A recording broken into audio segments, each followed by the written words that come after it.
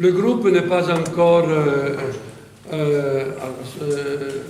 complet parce que cet après-midi, ils vont arriver de Rome soit le père Roggio Giamatteo, qui est membre de la commission biblique, théologique biblique, et le père Roy qui va venir, qui vient d'arriver de l'Inde. Donc cet après-midi, nous serons tous ici. Et voilà on fera ces jours-ci, aujourd'hui et demain. Eh bien, ça remonte un peu à un projet qui a été demandé par le conseil de congrégation de Luanda l'année dernière.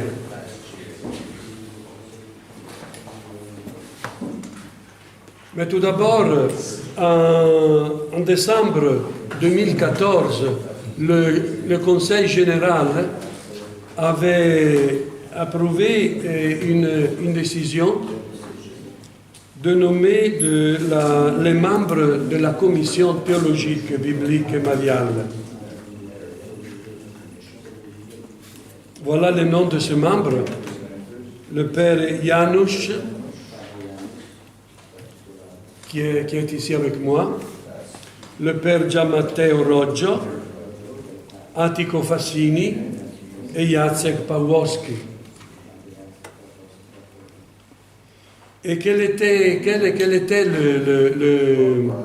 le but de cette commission théologique? C'était l'animation théologique, biblique et mariale des célébrations du 170e anniversaire de l'apparition. Et pas seulement ça, mais aussi de la congrégation. Au mois d'août 2015, on s'est réunis à Rome et on a établi un petit programme pour l'animation de la congrégation. On a rédigé un formulaire, un questionnaire qui a été distribué dans toutes les provinces. Et on attendait, n'est-ce pas, les réponses venant de provinces. Il y a des provinces qui ont répondu, d'autres qui n'ont pas répondu du tout. Donc la commission n'a pas pu travailler jusqu'à présent pour donner des indications plus claires et formelles en vue d'animer la vie spirituelle et charismatique de notre congrégation. En tout cas, on va vous parler de ce que nous avons reçu jusqu'à présent. Mais je tiens à souligner encore qu'il y a pas mal de provinces qui n'ont pas répondu du tout. Même si les provinciaux qui étaient à Luanda avaient demandé explicitement, clairement, que ce soit animé, que la commission anime la congrégation. Pas seulement pour cette année-ci, mais aussi pour les années à venir. Voilà donc le sens de cette rencontre. C'est de donner, de commencer d'animer les provinciaux et les délégués de chaque province à propos du thème du Jubile et de la miséricorde, puisqu'on est dans l'année de la naissance de la miséricorde. Et en même temps, en faisant une comparaison avec le message de Notre-Dame de la Salette et notre spiritualité. Donc, le jubilé, mais vu à travers comment dirais-je, vu à travers le message de réconciliation que Marie a donné à la Salette. Ça, c'était, disons, le but principal. Et alors, on a voulu que cette rencontre, ce soit une rencontre, comment dirais-je, à un certain niveau, quoi, hein, où il y a des conférences, hein, de petites conférences sur des thèmes qu'on a proposés, et on a aussi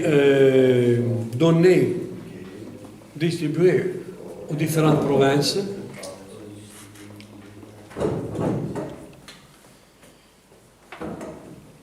et qui devrait aider la congrégation à réfléchir un peu sur sa mission dans le monde d'aujourd'hui. Le résultat de cette rencontre ce sera un bouquin, un petit bouquin qui va être publié, pas tout de suite, mais dans quelques mois, de sorte que chacun d'entre vous et chaque province aura, le thème, hein, pourra relire les thèmes qu'on a discutés, on a présentés ici à la Salette, ici à Salmata. Et au mois de septembre, il y aura un autre symposium, mais il ne sera plus scientifique, mais pastoral plutôt. Et ce sera ouvert à d'autres instituts qui ont notre spiritualité, qui partagent avec nous la spiritualité de la réconciliation, c'est-à-dire les sœurs de la Salette et les pères de la Sainte Famille, ainsi que le frère de Saint François de Sales. Et aussi, bien sûr, ce sera ouvert aux laïcs salétains et à d'autres qui seront à ce moment-là à la Salette. Et ça se tiendra au sanctuaire de la Salette pendant la réunion des seniors MS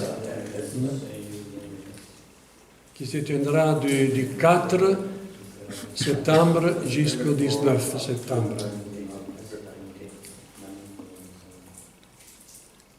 Cette rencontre aurait dû se faire à Rome, comme on avait annoncé, mais à cause du manque de disponibilité, soit à la maison générale, soit dans les différents hôtels ou bien instituts de sœurs qu'on a interpellés, alors on s'est dit on va à Salmata.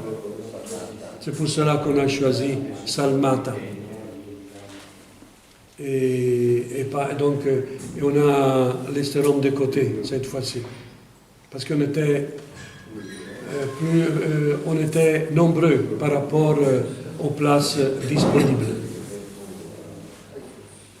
Alors je voudrais maintenant passer la parole au Père Janusz, qui est le responsable de cette rencontre, de ce symposium.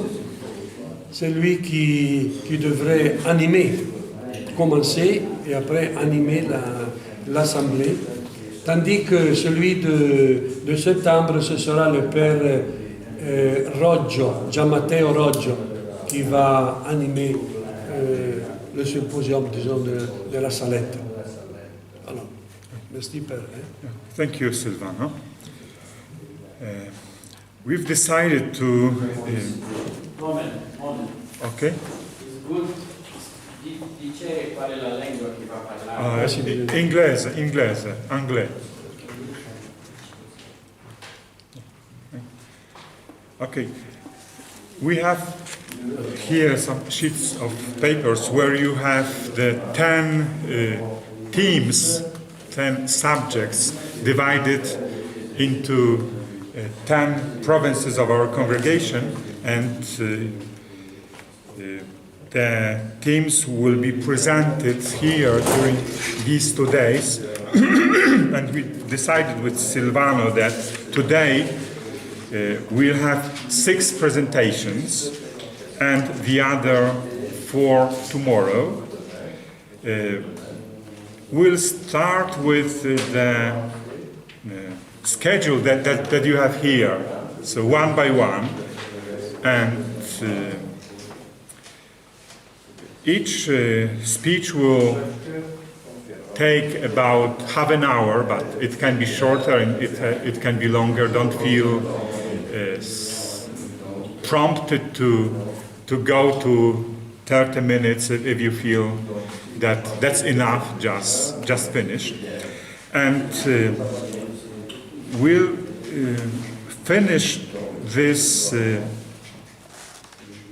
discussion and presentations before our lunch at 12:30, and after 3 presentations, so in between, we want to have a coffee break about 20 minutes. So after 3 first presentations, in the afternoon, we'll meet here at 3 o'clock just for sharing. So what we are touched by here during these presentations, try to write it down to mark it somehow, so that then you can share it with others. You can ask the presenters to explain some more details about the issue that was presented. As for tomorrow, we'll start like today, I think, about 9 o'clock, and we'll have 4 more presentations and coffee break and the sharing. And in the afternoon, we'll try to have a pilgrimage to a very important place nearby.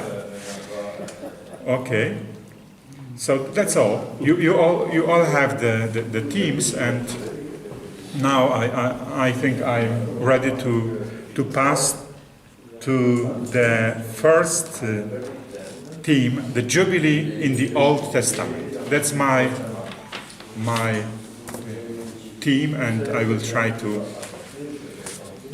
cover half an hour of the time explaining this basic issue for our next 9 presentations. First of all, I want to share with you something. Yeah? Something? Piano. Oh, okay. First of all, I want to share with you something personal. 20 years ago, in 1996, my provincial assigned me to study the Bible. So it was right the 150th anniversary of the apparition of Our Lady of La Salette. And soon after that, I was asked to write a scholarly article, and the theme that was assigned to me was the Jubilee year in the Bible.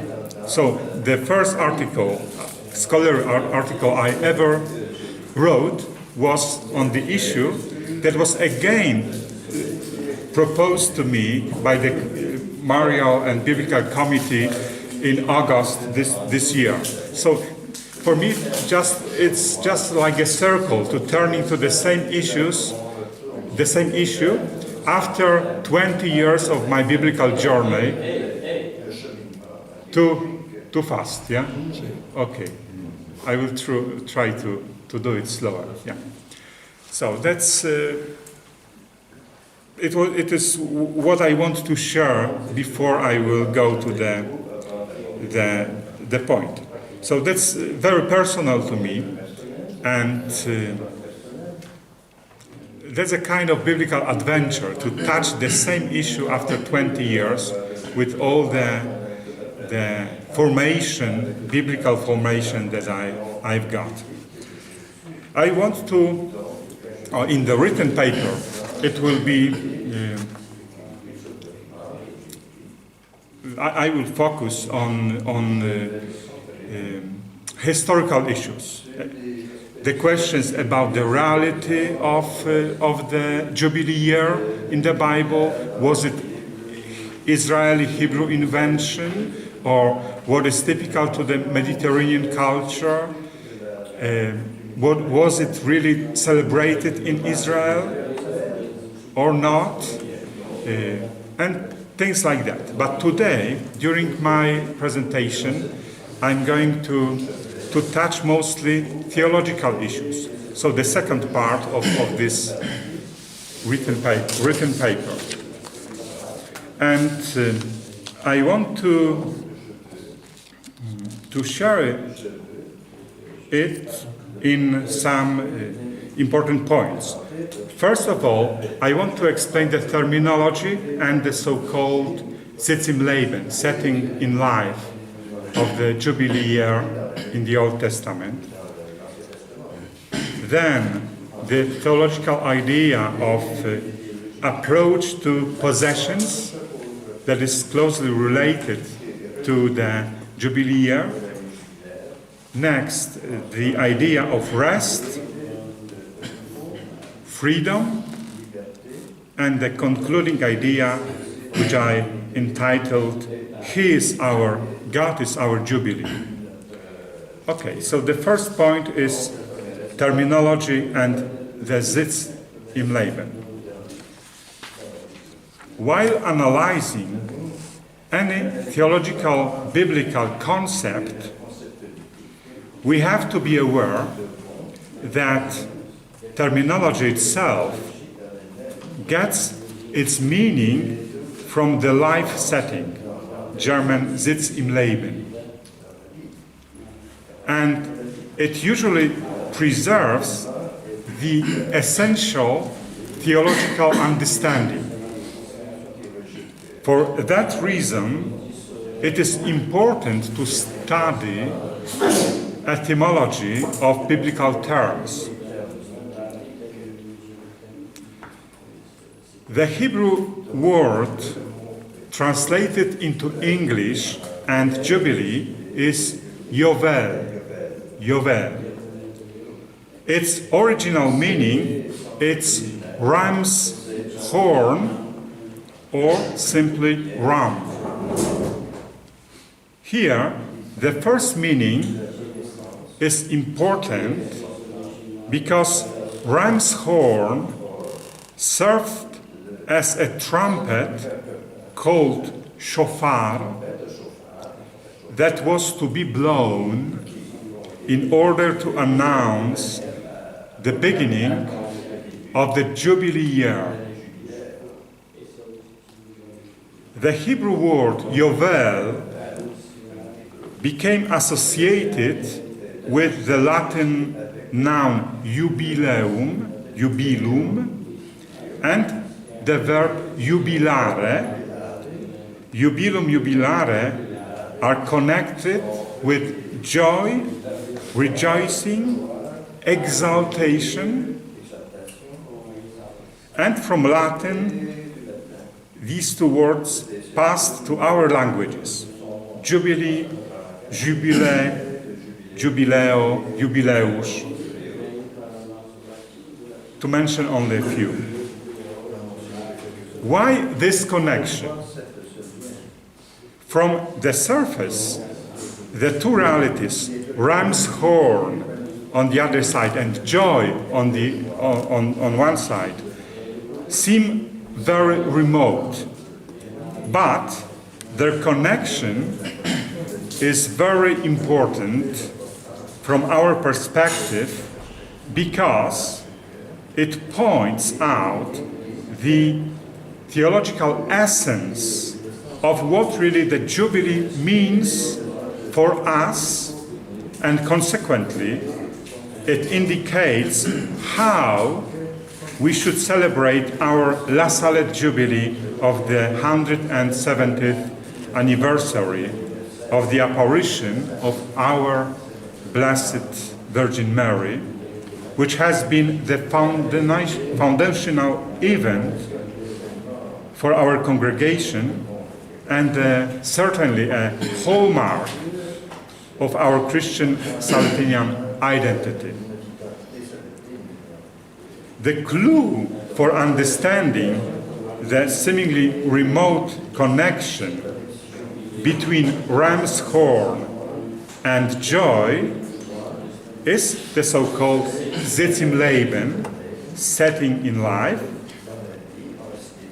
The connection arises from the fact that the shofar, ram's horn, was blown in Jewish ancient tradition only on two special occasions. It was blown once every year on the first day of the month in Hebrew calendar, the month called Tishri. That is the Rosh Hashanah day, the first day of the year, the New Year day. The other instance when the shofar was blown was every 50 years on the 10th day of the same month, Tishri, which is Yom Kippur or Yom HaKippurim day, which means the Day of Atonement. As it is stated in Leviticus chapter 25, verse 9. I open the quotation. You shall then sound a ram's horn abroad on the 10th day of the 7th month, on the Day of Atonement. You shall sound a horn all through your land.